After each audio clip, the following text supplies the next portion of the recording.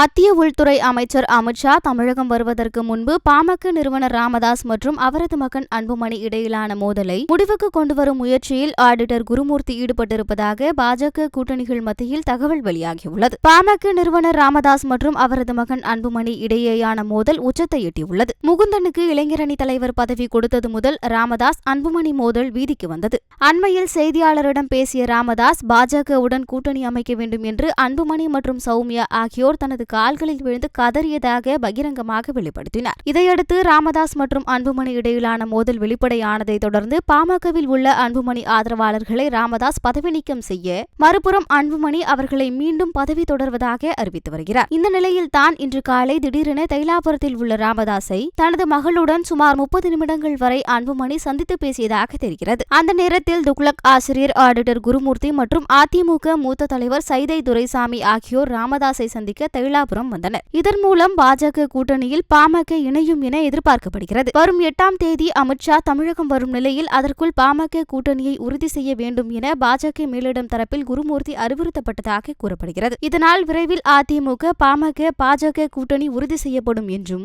ராமதாஸ் அன்புமணி இடையிலான மோதல் முடிவுக்கு வரும் என்றும் எதிர்பார்க்கப்படுகிறது. செய்திகளை உள்ளது உள்ளபடி தெரிந்து கொள்ள ரெஃப்ளெக்ட் நியூஸை சப்ஸ்கிரைப் பண்ணுங்க.